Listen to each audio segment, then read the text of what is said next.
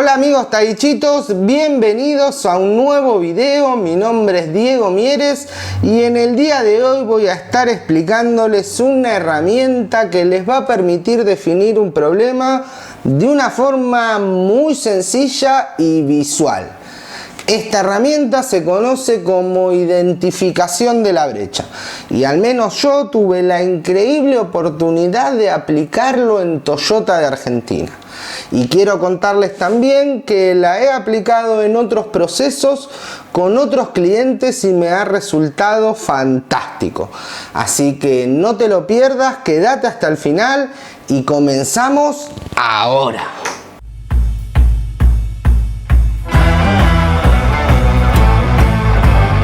Esta es una herramienta que vas a poder aplicarla perfectamente en etapas previas al abordaje de un proyecto, ya sea que estés en una empresa grande o en una empresa más pequeña. Es indistinto, lo vas a poder aplicar igual y con excelentes resultados. Para empezar vamos a definir qué es una brecha.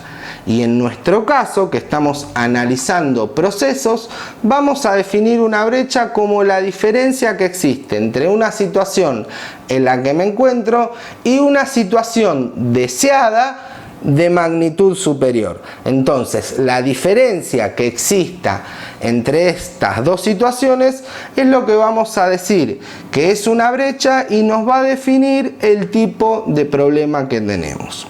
Veamos la siguiente imagen para entenderlo un poquito mejor. Acá tenemos tres tipos de situaciones. Por un lado, el estado normal o situación ideal actual, en donde estamos en una situación en la que nos encontramos trabajando bajo el estándar, una situación que estamos bien. Por debajo tenemos una situación actual, es decir, una situación en la que no estamos operando bajo el estándar, sino que estamos por debajo de ese estándar, con lo cual ya ahí tenemos una primera brecha. Este tipo de brechas se generan de forma natural cuando no logramos cumplir estos objetivos primarios de llegar al estándar. Y por encima tenemos la situación ideal superior. Y podrás preguntarte que si ya estás en un estado normal, ¿cómo puede ser que exista una situación superior?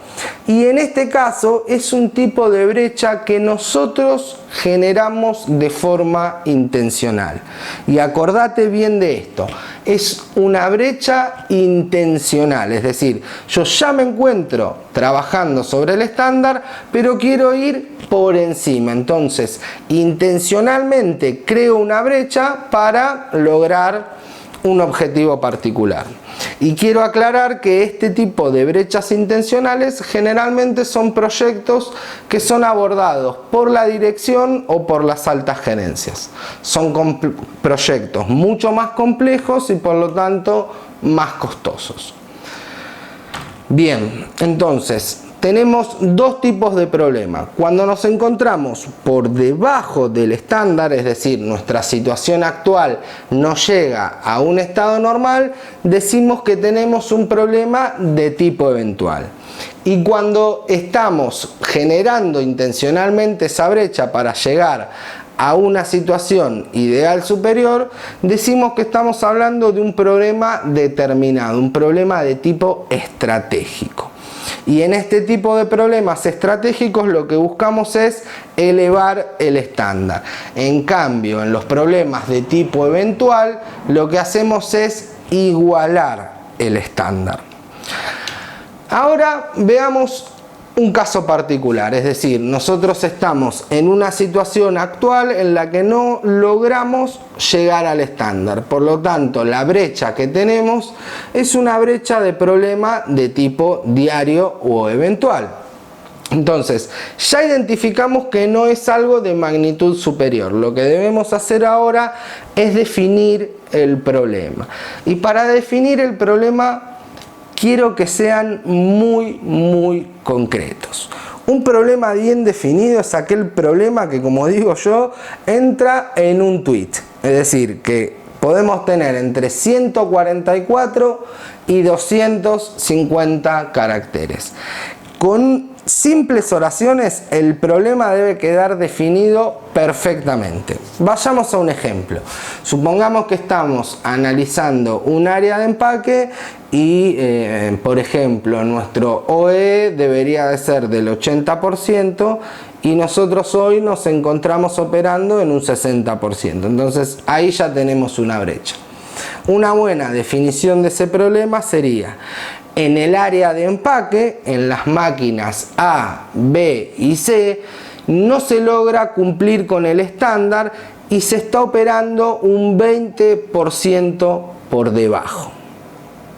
Entonces fíjense lo que hice. Dije dónde estaba pasando, en qué máquinas estaba pasando y cuál era el valor del problema que estamos teniendo. Y esto es importante porque lo estoy llevando a un concepto numérico. Otro punto importante para entender son los impactos, y tenemos dos tipos de impactos principales: los impactos de tipo económico y los impactos de tipo cultural. En los económicos vamos a hacer un análisis de desperdicios, porque ya sabemos que son los desperdicios los que nos generan costos agregados que no aportan para nada valor al cliente. Entonces ahí vamos a detallar cuáles son los principales desperdicios que tenemos. Y desde el lado cultural vamos a hablar, por ejemplo, de una desmotivación, del ausentismo y del esfuerzo físico. Y el esfuerzo físico se relaciona también con las 3 M's que expliqué en el video anterior, que se los dejo por acá arriba seguro, y pueden ir a consultarlo para entenderlo un poquito mejor.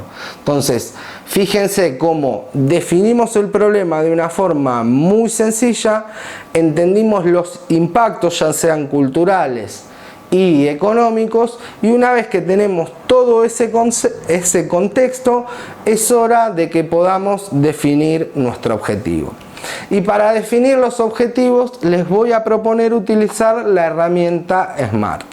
Entonces, ¿qué es un objetivo de tipo SMART? Bien, SMART son las siglas que corresponden a específico, medible, alcanzable, realista y en un periodo de tiempo. Entonces fíjense cómo estas simples siglas nos están haciendo que podamos escribir el objetivo de una forma muy concreta. Y acá es importante que entendamos qué tipo de pregunta debemos responder para cada una de las letras que componen al objetivo SMART. En el caso de ser específico, estamos respondiendo hacia un qué, es decir, ¿qué vamos a resolver?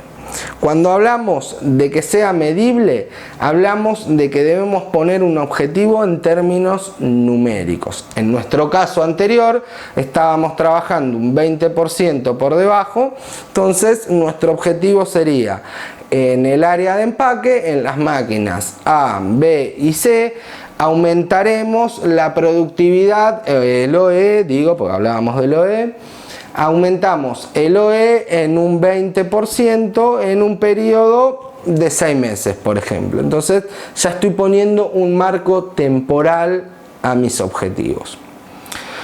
Por el otro lado, debe ser también alcanzable. Y acá respondemos la pregunta de cómo lo vamos a alcanzar. Es decir, nosotros debemos tener seguridad de que podemos cumplir esos objetivos.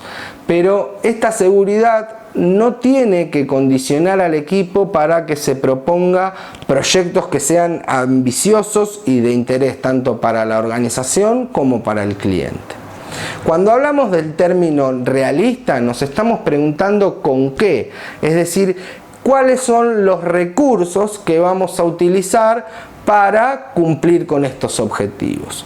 Y en el caso del periodo del tiempo, lo que hace es establecer un calendario de trabajo en donde nosotros podamos ir haciendo seguimiento de cada una de las etapas de nuestro proyecto.